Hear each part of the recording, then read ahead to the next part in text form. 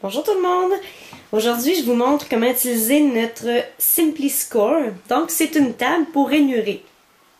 Souvent, quand je fais des tutoriels, je vous dis que vous avez besoin comme matériel d'un piloir en os.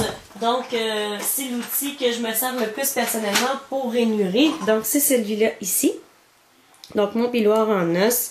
Il est rigide, solide, il va très bien. Et si vous avez aussi une tranche avec une rallonge à 12 pouces, vous pouvez utiliser les outils qui sont fournis pour rainurer aussi. Si vous avez la SimpliScore, ce qui est agréable avec celle-là, c'est qu'on a maintenant aussi des diagonales pour pouvoir faire des enveloppes. Donc, si je zoome bien, je ne sais pas si vous pouvez les voir, on a plein de petites lignes et ici, au bout aussi, on a plein de mesures aussi. On nous donne aussi des instruments pour noter nos mesures et on a une autre règle dans le côté ici à la verticale pour pouvoir calculer.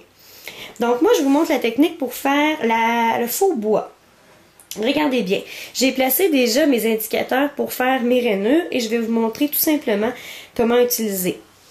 Vous pouvez prendre votre piloir en os ou bien avec la SimpliScore, il y a un outil aussi avec un petit bout.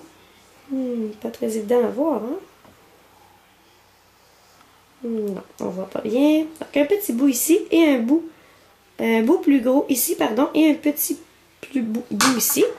Donc je peux prendre ça aussi. Un ou l'autre fait l'affaire. Et tout simplement, je descends. Pardon.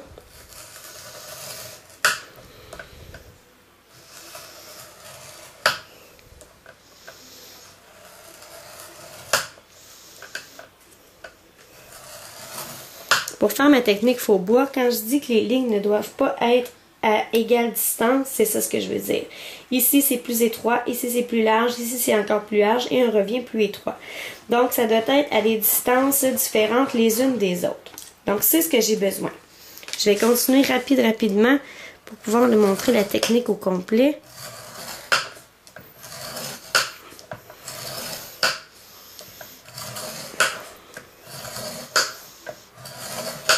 Voilà. Alors, vous voyez, j'ai des rainures qui sont à distance différentes les unes des autres. Ensuite, je vais tasser ça. J'ai besoin d'un encre, mon encre blanche Craft. D'abord, j'ai utilisé moutarde forte, donc qui est un jaune-orange pour faire ma base de ma carte.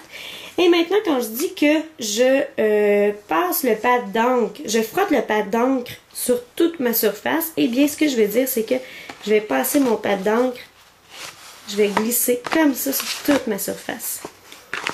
Ça va mieux si on est à plat. Je ne sais pas si je vais pouvoir bien voir. Je vais vous montrer ça. Regardez bien. Donc, je fais glisser mon pad d'encre comme ça sur toute ma surface. Évidemment, là, ma table va être sale, mais je fais glisser comme ça. Donc, je vais mettre de l'encre un peu partout, de façon vraiment inégale. Vous voyez, ma table, elle est sale. Voilà, comme ça. Ensuite, ce que je viens faire, c'est que je viens faire exactement la même chose, mais cette fois-ci en pépites de chocolat. Donc, je réouvre mon tampon d'encre. Et oui, ça salit mon tampon par contre. Mais ensuite, c'est toujours possible. On vient de passer comme ça. L'encre blanche, c'est une encre Craft, donc c'est une encre à pigment, souvent utilisée pour embosser.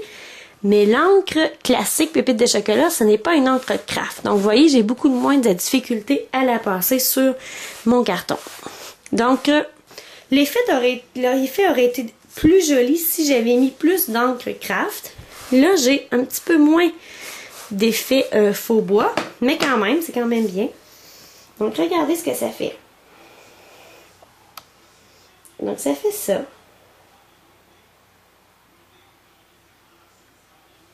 Donc, c'était la technique faux bois. Et je vous rappelle ma carte originale. Ma carte originale qui est celle-ci. La carte que vous allez créer si vous achetez le cours en ligne ou bien si vous venez le 5 mai 2012 avec la technique Faubois. J'espère que c'était clair. Merci, à la prochaine.